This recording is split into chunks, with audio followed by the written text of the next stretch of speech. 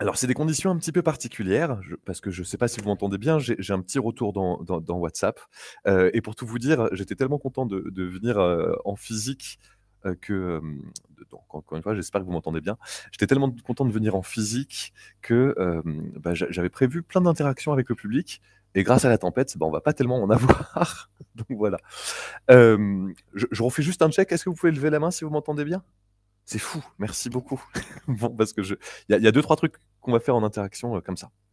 Alors, on va bien se marrer. Est-ce que vous connaissez, c'est pareil, je suis désolé, je vais beaucoup faire du à main levée.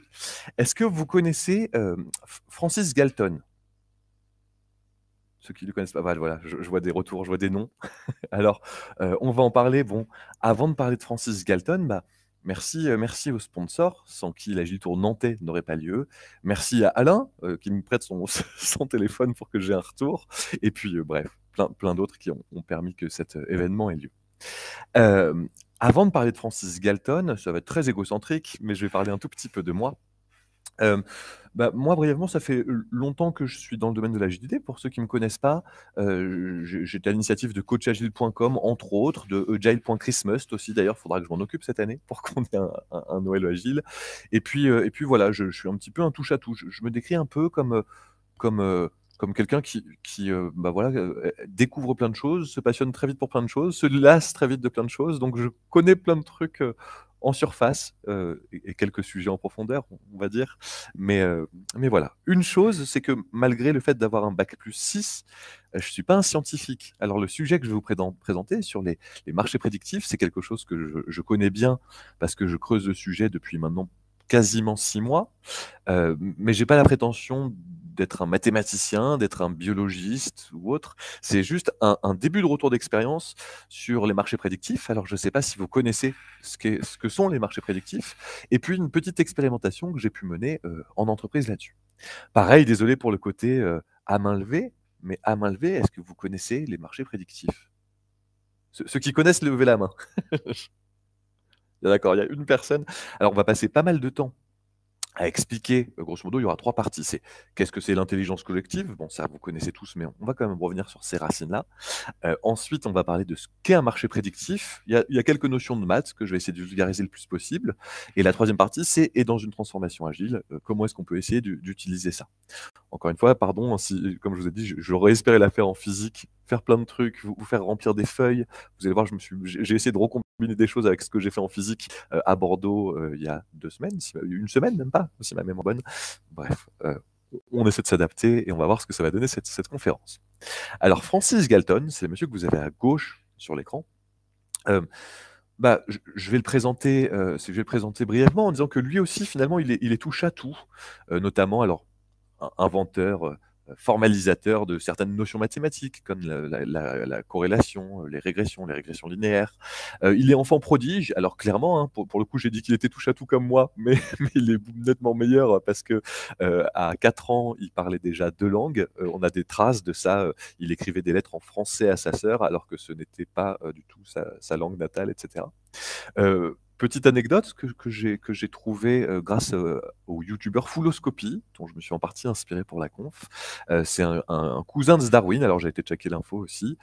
D'ailleurs, je le glisse aussi comme ça. Darwin, j'aimais bien, quand j'avais fait toute une conférence sur Darwin, dans le monde de l'agilité, ne serait-ce que, parce que Darwin, vous savez, dit, «Les espèces qui survivent, ce sont pas les plus fortes, c'est pas les plus intelligentes, ce sont celles qui s'adaptent» et ça faisait écho, à des choses que j'avais pu vivre dans l'agilité, hein, l'adaptation plus que le suivi d'un plan. Pour revenir à Galton, il a un sens de la mesure, dans le sens où alors, il est décrit sur sa page, Wikipédia, vous pourriez trouver, je sais pas, 5 métiers différents, anthropologue, mathématicien, cartographe, explorateur et cetera et il aime bien tout mesurer. Il a mesuré la vitesse de marche d'une personne, la vitesse de marche d'une foule. On commence à voir des embryons d'ailleurs de mécanique des fluides dans ses écrits. Il a mesuré la beauté des femmes, je vous laisserai aller voir, hein, c'est ce qu'il a pu mesurer. Les empreintes digitales, il a mesuré l'intelligence d'une personne, d'un individu. On voit poindre du coup, dans les années 1850, de sa part des semblants de tests de QI. Alors, encore une fois, maintenant les tests de QI ne sont bien sûr pas suffisants, mais lui commençait à fabriquer des choses pour mesurer l'intelligence d'un individu et il a, voulu, mesurer l'intelligence d'une foule. Vous connaissez peut-être cette expérience? Est-ce que tiens Gwendal, je te vois, tu es le seul donc tu connais le prénom. Est-ce que tu connais, tu sais pourquoi j'ai mis un bœuf sur une espèce de balance là-dessus? Alors je t'entendrai pas, mais tu peux me dire oui ou non. Mais sinon je vais le dire je vais le dire parce que j'ai pas de retour son. Mais donc quand l'expérience qu'il a menée, alors je vais être très approximatif, mais on va dire dans la deuxième, enfin, allez 1860, mais c'est très approximatif. La date, je l'avais précisément, je l'ai plus en tête là. Il a voulu peser un bœuf. Mettons que le bœuf pesait 545 kilos. Il a été dans une foire et il a demandé à tous les passants quel était le poids de ce bœuf. Et on a eu des réponses complètement délirantes de la part des participants. Ils n'étaient pas souvent dans le juste. Si le bœuf, le vrai poids était de 545 kilos, certains disaient 600, d'autres 1000, d'autres 200, d'autres 300, etc. Mais le truc qui était intéressant, c'est qu'il s'est rendu compte que la médiane, alors on fera la petite différence entre la médiane et la moyenne, moi je prendrai la moyenne dans mes explications, mais la médiane touchait très juste. Je crois que la médiane était à 546 ou 547 kilos, bref, à 1 livre du véritable poids du bœuf. Et Galton, il s'est dit, ok, c'est drôle qu'un groupe finalement touche juste à tuer. Donc il a reproduit cette expérience avec d'autres foires, et puis il a essayé d'estimer d'autres choses, des longueurs, des distances, des tailles, etc. Et systématiquement, le groupe touchait plus juste que l'individu seul. Alors, une chose, si j'étais venu en physique à la Gilles Tour nantais, j'aurais essayé de distribuer le matin à la pause café des petits questionnaires pour vous faire estimer des choses. Alors là, ne m'en voulez pas, je réutilise de la data que j'avais pu collecter quand j'ai fait cette conférence du coup en physique à la Gilles Tour Bordeaux il y a une semaine. À la Gilles Tour Bordeaux, je m'étais baladé avec un petit questionnaire physique, encore une fois, avec certaines questions pour pas qu'on voit venir le truc trop facilement de culture générale, et une question sur d'estimation qui était une question très contextualisée, c'était la longueur du pont Chaban-Delmas. Et donc j'avais posé en amont de la conférence cette question à certaines personnes. Et je vais amener la notion ici du coup de précision. Le pont Chaban-Delmas, il mesure exactement 575 mètres. On va revenir sur la notion de précision parce que c'est un truc important. Et alors, vous me pardonnez, le bouton de partage, le masque, mais je crois que j'ai mis 400 ou 400 mètres, c'est juste une règle de 3. Ça fait que ma précision est de 69%. J'ai fait j'ai une marge d'erreur de, du coup, 31%. Ça, c'est la précision. Quand j'ai posé la question à la foule, donc là, vous avez les réponses des participants à la Gilles Tour Bordeaux. Grosso modo, c'était par tranche de 50 mètres. Qu'est-ce que vous pensez, etc. La bonne réponse, qui est de 575 mètres, est entourée ici. Et voilà, on voit la répartition sur cet histogramme. Bon, ça touche à peu près juste, mais on peut tirer deux datas qui sont intéressantes. La première, c'est la précision individuelle. Alors la précision individuelle, comment ça se mesure? C'est simple, hein, on fait la moyenne de toutes les précisions. Donc s'il y en a un qui dit, je sais pas, qui a une précision de 69%, quelques slides au-dessus, l'autre de 80%, etc., on fait la moyenne de tous ces pourcentages et ça nous donne la précision individuelle. Donc la précision individuelle des participants à la Gilles Tour Bordeaux sur l'estimation de la taille du pont Chaban-Delmas, c'était 75%. La deuxième statistique qu'on peut tirer, qui est intéressante, c'est la précision qu'on appelle collective. Alors la précision collective, c'est un petit peu un mécanisme différent, et je n'ai pas le temps de tout à fait rentrer dans les détails, mais je vous invite à creuser ça si ça vous intéresse, parce que nous, on va parler après des marchés prédictifs. C'est grosso modo, on fait la moyenne des distances des estimations. Et donc là, encore une fois, les gens me disaient, je sais pas, 320 mètres, 1 km,2, enfin bref, des trucs comme ça. On fait cette moyenne-là, donc la moyenne était de 484 mètres. Et sur cette moyenne, on applique la précision. Et donc la précision, en l'occurrence, était de 84%. Donc ça, je serais venu à la Gilles Tour nantais en physique, je vous aurais distribué ce formulaire. On aurait pu aussi avoir, c'est quasiment systématique, on a toujours une précision collective qui est meilleure que la précision individuelle. Ce phénomène-là, il est intéressant. Pourquoi il est intéressant? C'est parce que ça marche pour les estimations, ça marche pour les choses présentes, Et la question qu'on se pose alors attendez, je vais juste décrire comment ça marche d'ailleurs, avant de parler de la question, sur la suite. Comment ça marche? Bah, imaginez alors ça, c'est complètement emprunté à Fulloscopy, hein, je ne sais pas si vous aviez vu sa vidéo. Imaginez un jeu de fléchettes. Alors il y a plein de biais qu'il faut éviter, on va en parler, mais finalement un jeu de fléchettes, quelqu'un joue aux fléchettes, moi je joue, je suis pas du tout habitué, que je sois, dans un bar ivre ou pas, je tire ma fléchette, mettons que je la mette à cet endroit-là, c'est ma précision individuelle. Elle est pas top, j'ai touché la cible, mais c'est pas top. La précision collective, si on a des tirages qui ne sont pas biaisés, en fait, la position moyenne, bah, c'est celle que vous observez en jaune là. Il y a les participants qui vont se tromper plus à droite, les participants plus à gauche, certains plus en haut, d'autres plus en bas. Et alors, je l'ai volontairement mis là, mais généralement, si on fait la moyenne ou la médiane des précisions individuelles, la précision collective, elle touche plus au centre. Euh, du coup, j'avais des questions à poser si j'avais été en physique, mais j'espère que vous percevez un petit peu ça. Et maintenant, du coup, la question qu'on se pose, c'est est-ce que ce mécanisme-là, qui marche bien pour des choses justement à estimer, des choses présentes, est-ce que ça s'applique aussi pour le futur? Par exemple, si je vous pose la question, est-ce que Novak Djokovic va gagner Roland-Garros 2024? Est-ce que la foule peut prédire l'avenir? Et finalement, prédire l'avenir, il y a déjà beaucoup de personnes qui essayent de prédire l'avenir. Ne serait-ce que, ça vous le savez peut-être, mais l'intelligence artificielle, heu, finalement, les statistiques, le cumul de données permet, sous certaines conditions, de prédire certaines choses.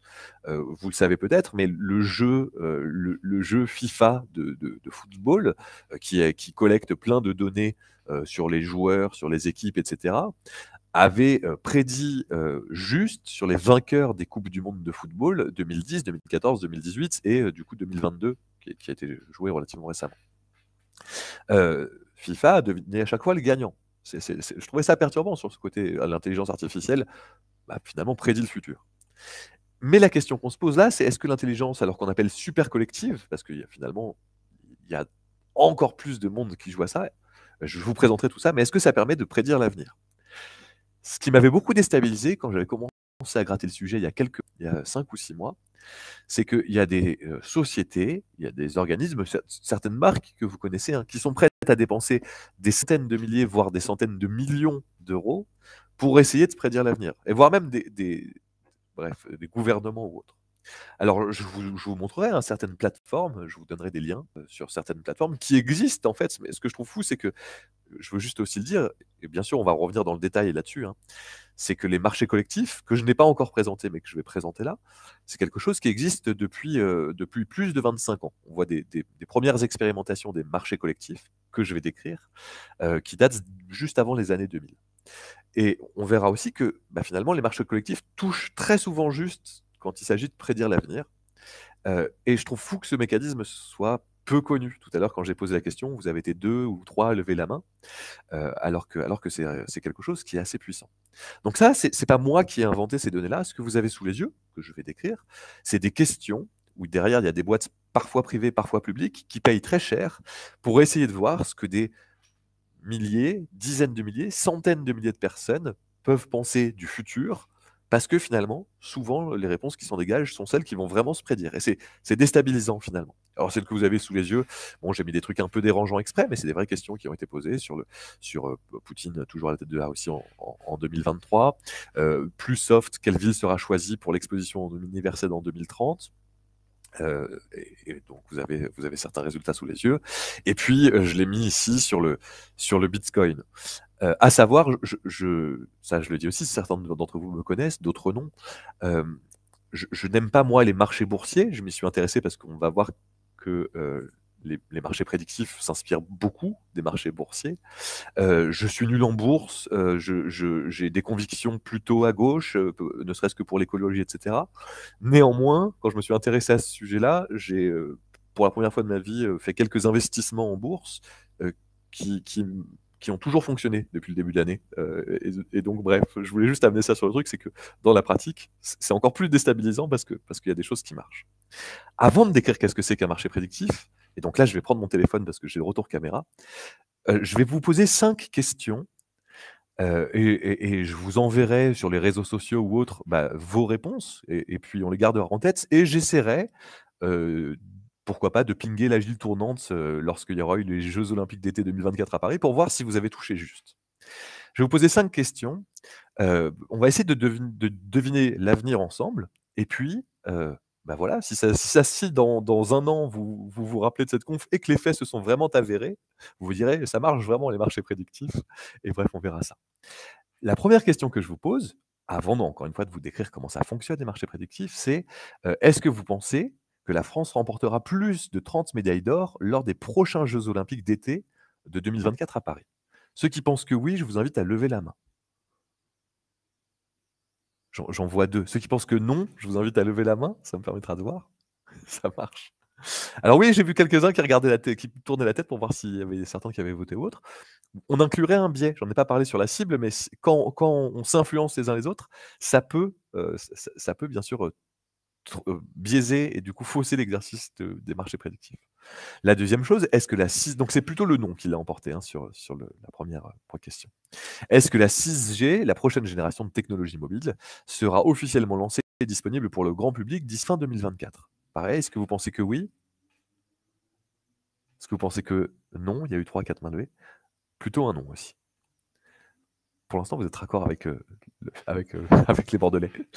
Sur le cinéma, un film français remportera-t-il l'Oscar du meilleur film international lors de la cérémonie des Oscars en 2024? Pour le oui? Pour le non? On sait jamais, hein. Ça a l'air facile, mais on sait pas. Plus dur, la concentration mondiale de dioxyde de carbone dans l'atmosphère dépassera-t-elle alors 420 ppm, je vous inviterai à regarder ça, mais c'est pas grave si vous savez pas de quoi ça parle, vous allez voir, on va en parler. Les marchés prédictifs tiennent compte de ça. D'ici la fin 2024. Plutôt oui et plutôt non et même si vous savez pas ce que c'est des ppm, c'est pas grave. Ah là, c'est plutôt oui, j'ai l'impression, à vue de nez. Et enfin, sur l'économie, ça me sert vu que maintenant j'ai des bitcoins. C'est non. Le bitcoin dépassera-t-il la valeur de 100 000 dollars? Actuellement, il est à 35 000 d'ici la fin 2024. Plutôt oui? Plutôt non? Ça marche. Alors j'ai tout noté, j'ai noté vos réponses collectives et j'essaierai de pinguer la gile tournante, si c'est fait, quand on arrivera à la date d'échéance, des faits. Et maintenant, on va parler du mécanisme des marchés prédictifs. Alors ce qu'on avait décrit jusqu'à présent, pour le poids du bœuf et cetera, bah, vous l'avez ici, grosso modo, on fait la moyenne des estimations, et puis, on obtient quelque chose. Bon, ce quelque chose, déjà, Francis Galton, il y a, 200 ans maintenant, disait que c'est plus juste qu'une personne à qui on demande de deviner le futur. Et il a raison, hein, ça s'est avéré, un groupe de personnes touche plus juste, c'est pour ça qu'on fait des sondages, mais on verra que les marchés prédictifs sont plus fiables que les sondages. Donc bah, voilà, un groupe de personnes souvent devine plus l'avenir qu'un individu seul, même un expert dans son coin. Mais maintenant, c'est pas forcément suffisant. Nous, j'allais dire dans le jeu, les marchés prédictifs, on veut deviner, quelque chose, on veut être le plus près de la réalité possible. Comment ça se passe? Une prévision, alors je reprends, est-ce que Novak Djokovic va gagner, le Roland Garros en 2024? Il faut imaginer qu'une prévision, donc là je vous l'ai donnée, est composée d'actions. Si la prévision elle se vérifie, les actions, à la date d'échéance, quand ça se vérifie, on sait que c'est avéré, elles valent 100. Si la prévision elle s'avère fausse, donc que Novak Djokovic ne gagne pas Roland Garros, les actions elles passent à 0. D'accord? Et comme on a sur un marché boursier, dans un marché prédictif, on a des participants, on a des traders qui s'échangent, s'achètent, se vendent des actions. La chose que vous voyez sans doute, c'est qu'en fait, c'est lié à une probabilité. Quand c'est avéré, ça vaut 100, c'est-à-dire qu'il y a eu 100% de chance, enfin c'est avéré, 100% de chance. Quand c'est raté, la prévision, bah, c'est à 0, elle ne s'est pas avérée. Et maintenant, si une action, s'échange par exemple à 0,8, à 80, on va dire des Agile Agile Tour Coin, on pourrait faire. Si 0,8, ça veut dire pour la foule, pour le marché prédictif, cette prévision-là a 80% de chance, 80% de chance de probabilité d'être réalisée. Je vous donne un exemple pour que vous compreniez un petit peu, là. Par rapport à un sondage qui est un petit peu binaire, oui, non, dans le temps, alors on pourrait multiplier les sondages, hein, d'ailleurs on a des courbes d'intention de vote, et cetera. Mais un marché prédictif, encore une fois, c'est des gens qui, avec de l'argent fictif ou avec de l'argent réel, bah, encore une fois, s'achètent ou se vendent des actions de prévision et donc on a un cours de l'action. Là, si j'ai, Pierre Dupont gagnera la prochaine élection présidentielle, par exemple, et que Pierre Dupont était vraiment quelqu'un et que vous aviez tous des pièces virtuelles ou du vrai argent, ça influe peu d'ailleurs, on verra ça tout à l'heure, que ça soit de l'argent fictif ou de l'argent réel. Et ben, grosso modo, on peut voir le prix de l'action. Et là, au moment T, bah, le prix de l'action est à 80. Ça veut dire que le groupe, les traders, pensent qu'il y a 80% de chances que Pierre Dupont gagne les prochaines élections. Et ce cours-là, il va varier, encore une fois, jusqu'à ce qu'on arrive bah, le jour J, le jour de l'élection. Et si Pierre Dupont gagne l'élection, bah, les actions passent de 80 à 100, valent 100. Et puis à l'inverse, si jamais il n'est pas élu, les actions valent 0. Pourquoi est-ce que ce mécanisme-là de marché boursier, ça marche? C'est intéressant de se poser la question. Principalement, il y a 2 grandes raisons que je vais décrire brièvement. La première, alors c'est celle que, vous avez, c'est le côté diversité d'opinion. Bah, c'est un peu comme sur un sondage, ça c'est en gros, comme on l'a dit, hein, plus on est nombreux, plus on a de chances de toucher juste. Donc là, c'est vraiment comme sur un sondage. L'autre chose qu'on dit et dont on tient compte aussi dans les sondages, c'est, bah, finalement, plus on a une diversité d'opinions large, c'est-à-dire, on veut le plus de mixité possible, hommes, femmes, et d'ailleurs je m'arrête pas là, je pourrais dire transgenre, et cetera. On multiplicité culturelle, et cetera. Encore une fois, ça c'est des choses que vous connaissez, je suppose bien. Bah, ça va, plus on a une diversité d'opinions qui est grande, plus on va toucher juste. Bon, la première chose, je l'ai pas dit, c'est le côté, plus l'erreur individuelle est réduite. Mais ça, je vais en parler dans un slide. Fondamentalement, bien sûr, plus les gens sont pertinents dans ce qu'ils vont essayer de prédire, dans le domaine de la prévision, plus l'erreur individuelle est petite, plus la précision collective, bah, du coup, sera bonne. Et ça, c'est intéressant parce que justement, c'est lié au deuxième point, le côté profit-perte. Euh, alors, on peut en dénigrer ce côté-là, mais en fait, c'est un levier assez puissant. Dans le sens où, sur un marché prédictif, souvent, on joue avec de l'argent réel. Sur la plateforme que je ne veux pas en faire la promotion, donc je vous donnerai le nom. Je n'ai pas mis de screenshot de ça. Mais les gens jouent avec de l'argent réel. Si jamais vous êtes expert dans un sujet, mettons que je sois, ce qui n'est pas le cas, que je sois coach sportif, que j'entraîne des tennisman, etc., j'ai sans doute plus de pertinence à dire si Novak Djokovic va gagner Roland Garros 2024 que, je sais pas moi, que moi, que Robin Berossidro, le vrai moi, qui va avoir des discussions un peu de comptoir avec mes collègues sur Roland Garros, quoi. Et le truc, c'est que dans un marché prédictif, dans lequel on joue avec des vrais sous, bah, finalement, si on n'y connaît rien, on n'a pas envie de perdre ses sous, donc on ne s'engage pas dans le marché. Et par contre, ceux qui s'y connaissent ou qui pensent s'y connaître vont plus y aller. Donc ça, c'est déjà un peu différent du sondage, dans le sens où, dans le sondage, on a vraiment la diversité d'opinions, mais on va demander à des gens qui se sentent bons, pas bons, etc. Enfin, ils le savent pas, on demande à tout le monde, quoi, au tout venant. Alors que dans un marché prédictif, ceux qui y vont, généralement, pensent qu'ils sont pertinents, beaucoup plus que dans un sondage. Et en l'occurrence, du coup, comme je le disais, c'était lié au slide précédent, les gens qui y vont ont une erreur individuelle dans un domaine où ils sont forts, qui est du coup plus faible que le tout venant. Le tout venant n'est pas péjoratif, hein, je veux dire, les gens qui passent comme ça. Et l'autre chose, c'est que pour tirer, ça vous le connaissez si certains d'entre vous, des fois, jouent en bourse, mais pour faire du profit, entre guillemets, on n'a pas réellement intérêt à aller dans le sens des autres. Sinon, les profits sont minimes. Et donc, le truc aussi, c'est que justement, on va essayer de casser cette conformité. Enfin, c'est les gens, hein, c'est la nature humaine qui, pour maximiser son profit, on va essayer vraiment d'aller à l'encontre du consensus. Et du coup, bah, ça va encore, entre guillemets, enrichir cette dynamique de marché prédictif. Je vous ai dit que ça marchait plutôt bien. Je vais vous montrer dans le prochain slide des petits retours d'expérience d'une expérimentation faite en Nouvelle-Zélande et puis de Google qui le fait en interne. Mais avant ça, il faut que j'introduise la notion de calibration. La notion de calibration, c'est ce que vous avez en bas. Alors je serai dans la salle avec vous en physique, je vous montrerai je vous dessinerai des choses et cetera. Je ne vais pas du tout le faire. Du coup, je vais essayer de le résumer le plus facilement possible.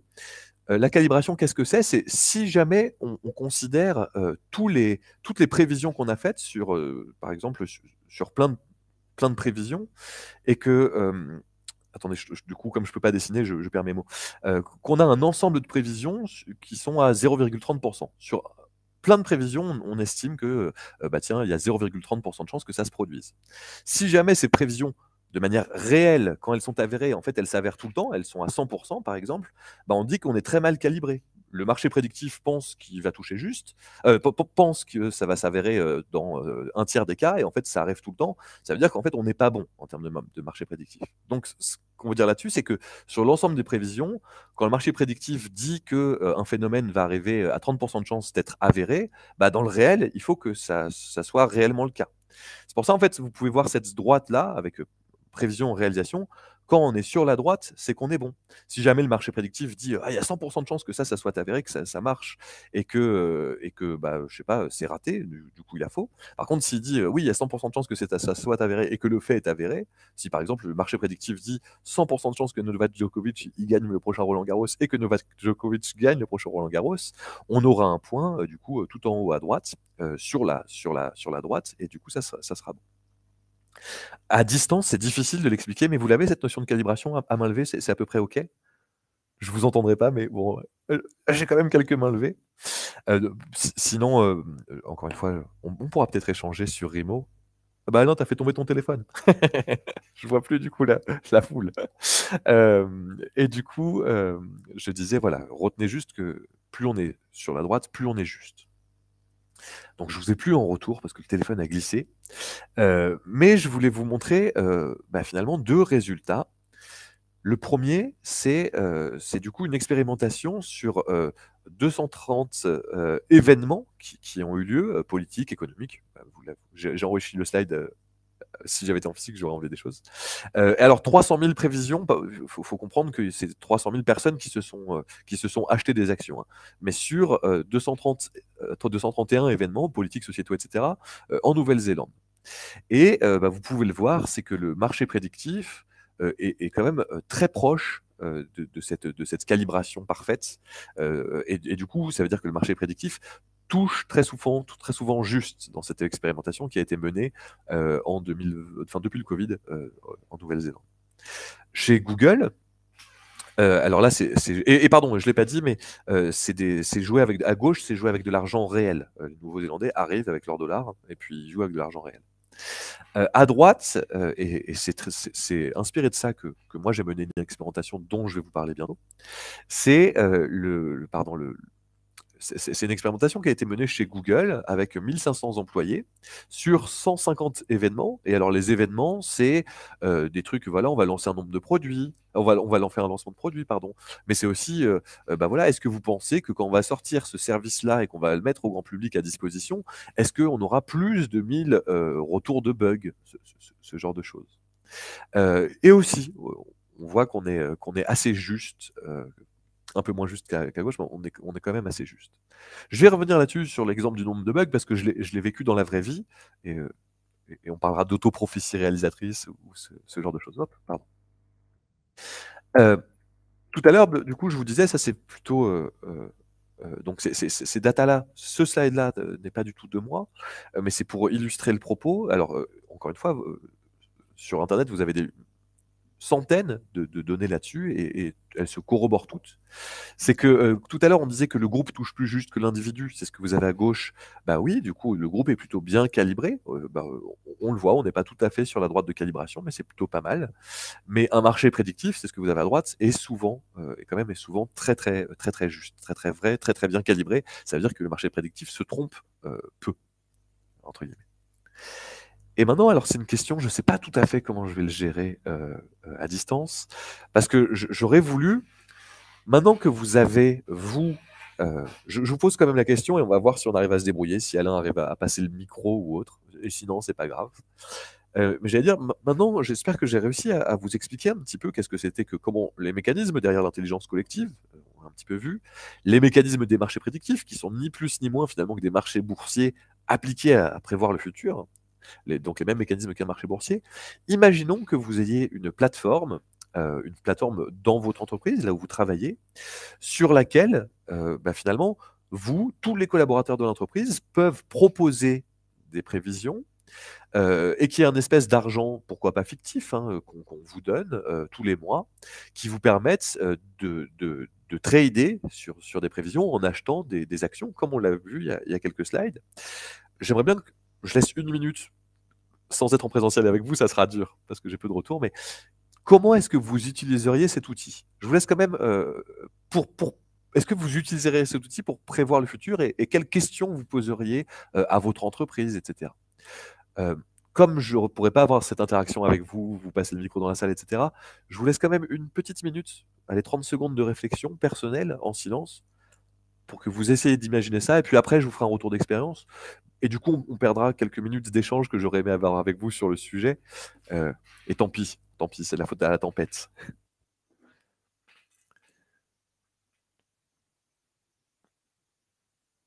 Du coup, si vous aviez encore une fois cette plateforme, comment est-ce que vous l'utiliseriez, vous? En fait, j'aime bien vous poser la question parce que ça me donne des idées pour l'utiliser, moi.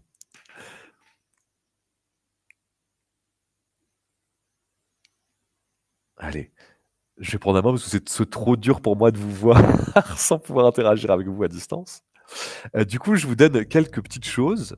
Il y a quelques slides pour vous montrer les expériences que moi j'ai pu mener. Donc là, c'est dans une transformation agile. euh, Qu'est-ce que ça peut permettre? Par exemple, l'évaluation des tendances. Je ne sais pas moi, est-ce que vous pensez que notre organisation, et donc imaginons que j'ai une plateforme, alors dans la vérité, je travaille, enfin j'ai travaillé jusqu'à il n'y a pas très longtemps pour une société dans le domaine du médical, je ne vais pas trop rentrer dans les détails pour des problématiques de confidentialité, qui a une plateforme de marché prédictif.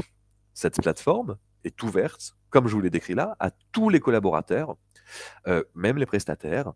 Euh, je vais l'écrire dans un slide, mais grosso modo, il y a un système où les gens ont de l'argent fictif de cette entreprise, qui leur permet de s'échanger, de s'acheter et se vendre des actions. Et au bout d'un moment, ils peuvent échanger ces actions quand ils ont gagné beaucoup d'argent, ils peuvent l'échanger contre, pourquoi pas, des jours de congés supplémentaires, pourquoi pas des places de cinéma, ce genre de choses. Euh, et du coup, encore une fois, tout le monde peut proposer des prédictions. Ça peut être sur tous les domaines, ça peut concerner les entreprises ou des trucs complètement autres, hein, comme je vous ai dit, Novak Djokovic ou ce genre de choses. Euh, et du coup, il y a j'allais dire, il y a nous, en tant que coach agile qui accompagnons la boîte, en tant que leader du changement, on peut poser des questions sur lesquelles des personnes vont venir répondre. Juste pour plus de contexte, cette société, c'est à peu près 800 personnes, donc allez, c'est plutôt un petit groupe, on va dire, mais c'est quand même 800 personnes. Et donc 800 personnes qui, encore une fois, ont de l'argent réel pour s'acheter des actions sur cette plateforme où, je sais que je me répète, mais chacun peut proposer des prédictions et chacun peut acheter et vendre des actions. Et donc, par exemple, les questions, voilà, est-ce que vous pensez que, je sais pas, on va restructurer l'organisation suivant Team Topologies d'ici la mi-2024? On peut poser des questions comme ça. Est-ce que vous pensez que Fast qui est un framework agile, peut-être que vous connaissez, va être prépondérant ou va dépasser Scrum dans l'utilisation d'ici fin 2025? J'en sais rien, des choses comme ça. Le côté prédiction des besoins aussi, ça c'est ce que fait beaucoup Google. Est-ce que vous pensez qu'on aura plus de 1000 utilisateurs qui vont venir sur notre service? Plus de 1000, c'est pas beaucoup, mais nous on est dans le domaine du médical sur un truc très précis. Est-ce que vous pensez qu'on va avoir, je sais pas moi, tout à l'heure j'ai parlé du nombre de bugs. On va lancer ce service-là. Est-ce que vous pensez que ce service va avoir plus de 1000 bugs quand il sera mis à disposition du grand public? Et comme je vous l'ai montré, je vous rafficher le slide, pardon pour le truc. On suit justement le cours des actions.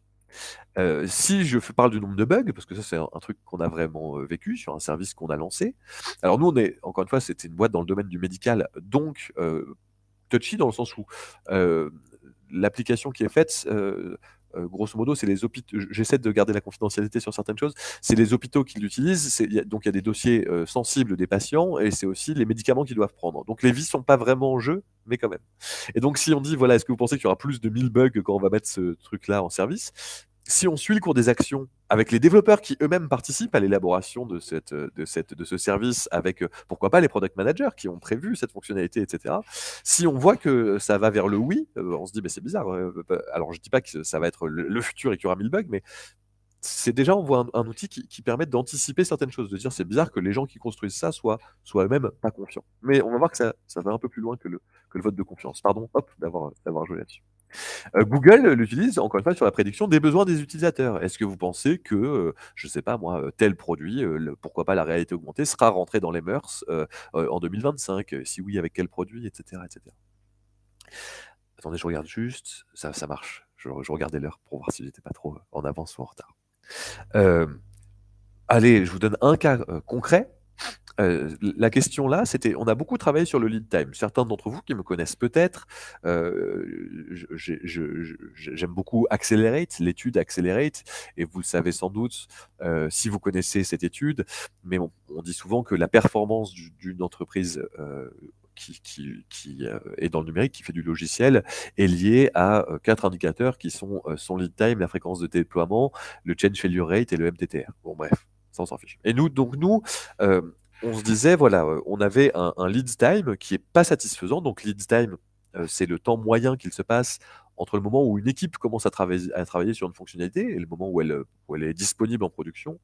Et on a un lead time, on avait en février un lead time qui était de l'ordre de 2 mois, 60 jours. Ce qui n'était pas pour nous satisfaisant, alors sans qu'on soit dans le e-commerce où on veut pousser des fonctionnalités tous les jours, mais on voulait beaucoup le réduire.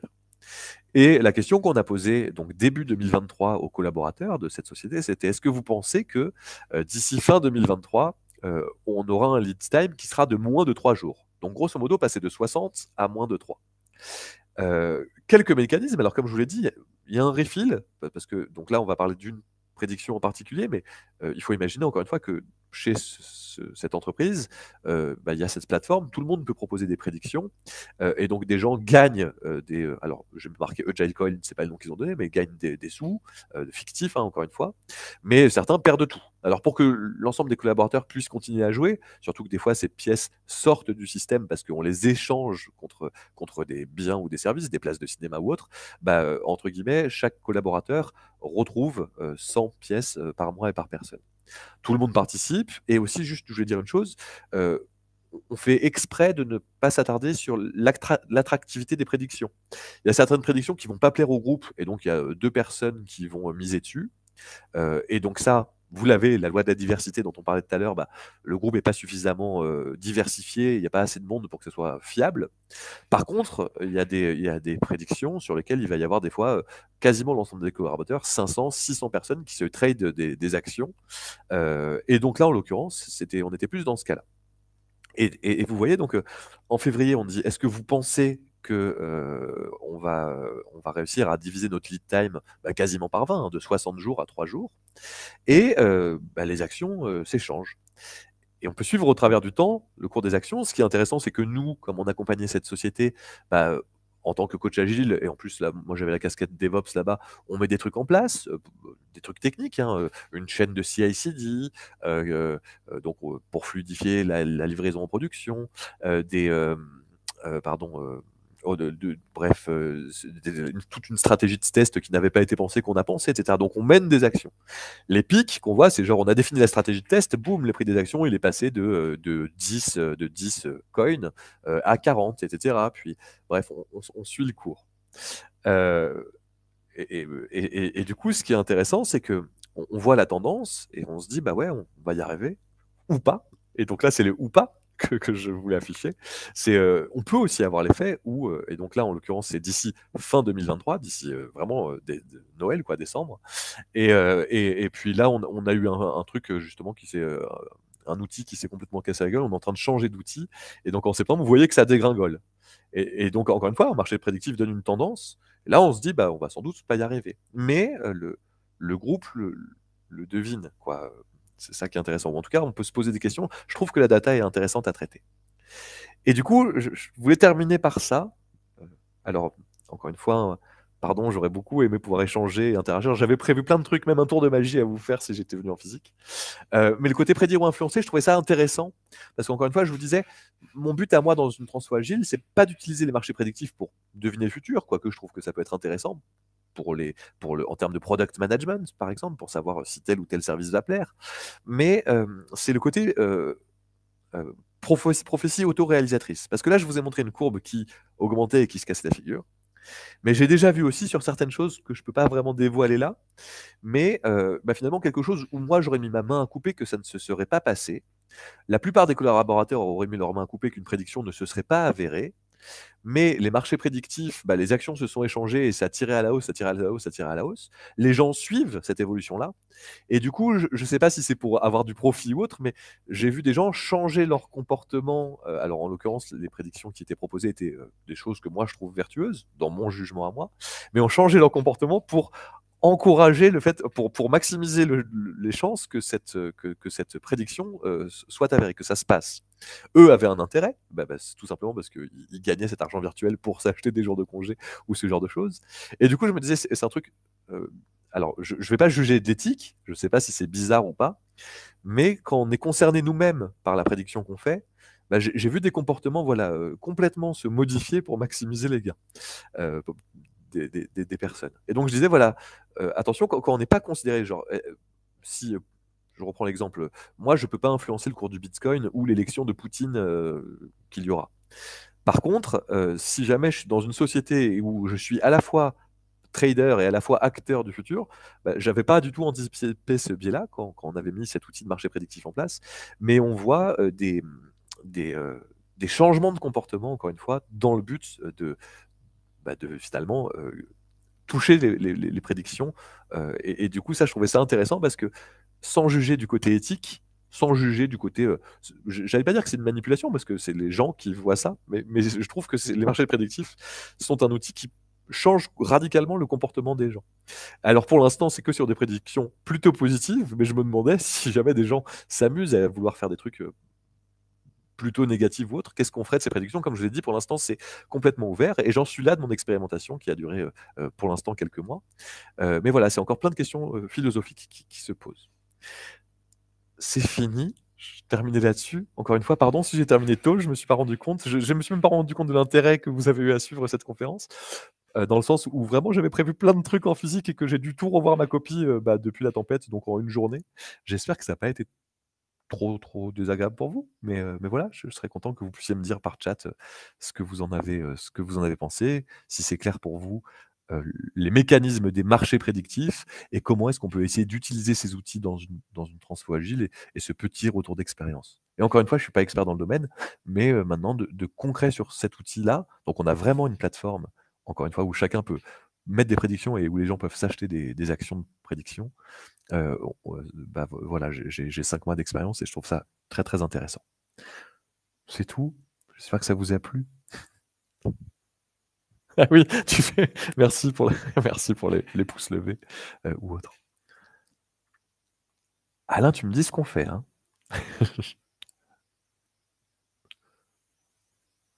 Je vois qu'il y a des questions, mais du coup, j'entends rien du tout. Il faudra me dire. Attendez, je vais arrêter le partage pour vous voir pour vous voir. Si. La dire très fort. Attends.